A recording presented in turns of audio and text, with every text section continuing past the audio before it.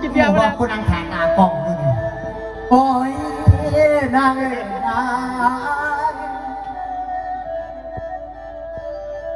อนุสารฟังนวงว้าวบ้า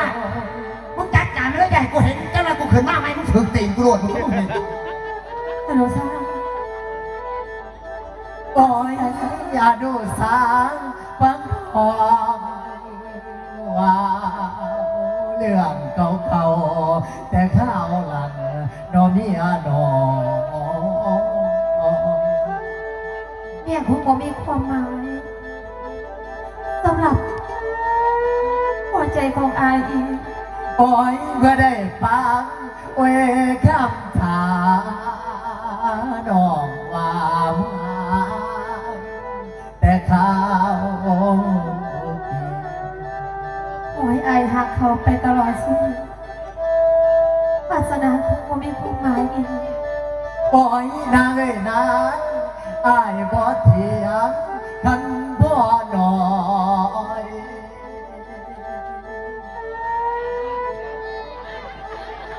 โอ้ยทำไมทางนางเอ้ยนางอายบ่เถียงแต่เพียงหน่อยคันยังมาเว้าต่อมาเว้าต่อ โอ้ยเดน้องโอ้ยเดน้องยอมมือเห็นขันใส่เก่าเสียยอมมือเจ้าดอกสู่แน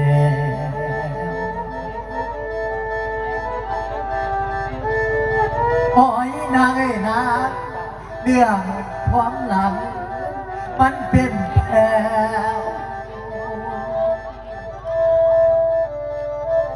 โอ้ยนางเอ้ยนางเรื่องความหลังยังเป็นแผลมันฝังอยู่ในกลางใจน้องมีอาดอ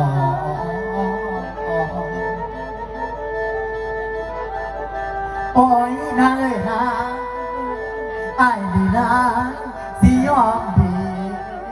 กูสุดแล้วในยามนี้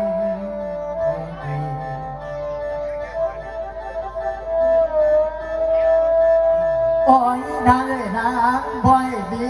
คันเหนียวฟองมองในใดให้เท่าซื้อให้เท่าซื้อ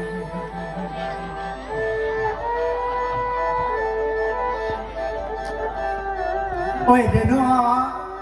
นางเอ้ยนางอายมาดอน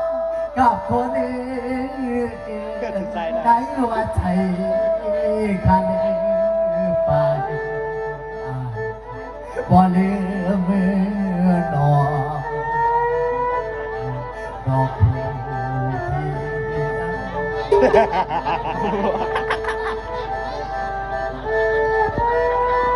โอ้ยนางเอ้ยนางเรื่องผ่านมาตั้งแต่กี้อายยังจืออยู่ในใจนอนนางหอ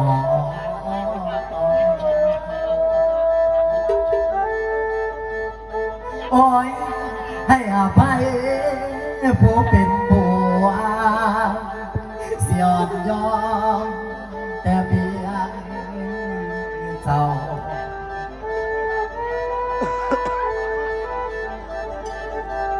ว่านางเอ้ยเจ้าคือเมียดอกคนเขาบ่เดิมได้ได้ก่อนทำ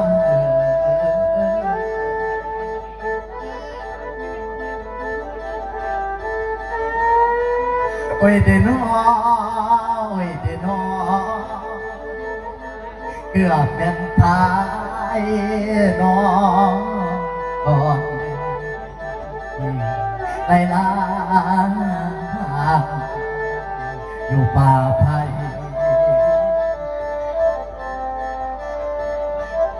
โอ้ยนางเอ้ยนางอนุสาเข้าป่า ไม่ถือโง่ใจว่ากัดขานอข้ามนอโอ้ยเกือบปากมองละหน้าตาสิอยู่ไหนท่านกลางดาวโอ้ยนางเอ้ยนางบ้านนี้วันไปผ่านพอกันเลยมาเป็นครูมาเป็นครูโอ้ยเดน้องแต่ในใจขันพายยังมีเท่าผู้สุยามโอ้โอ้ยน้อง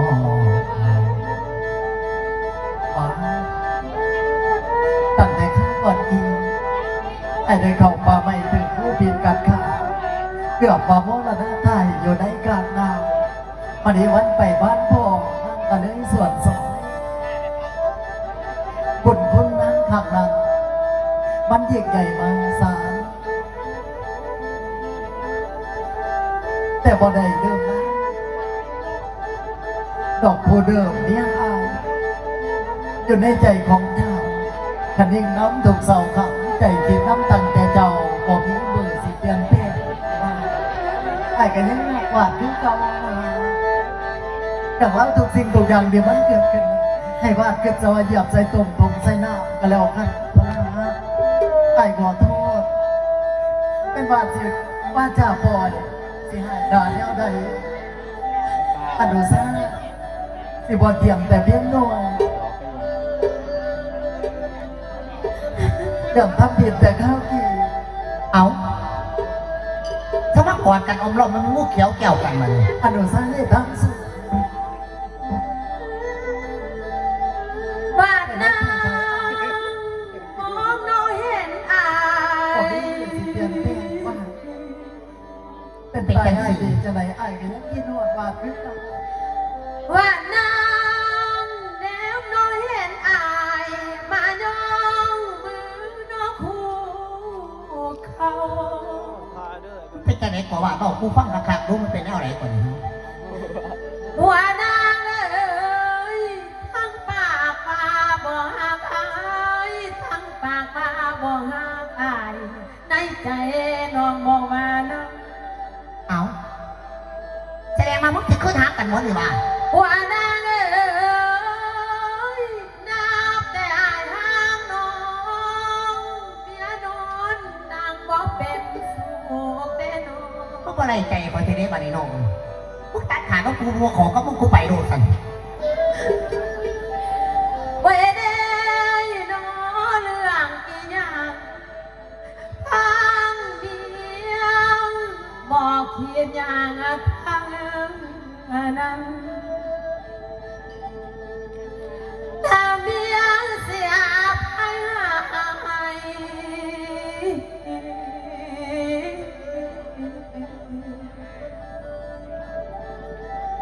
และมียังเสียภัยให้หัวทางง่ายทุกอย่างเว้ยได้นอนเรื่องอีหยังสายทำผิดทางตาเมียงบอดสาแล้วลายอาภัยได้หัวสุแนวโอ้โอ้ย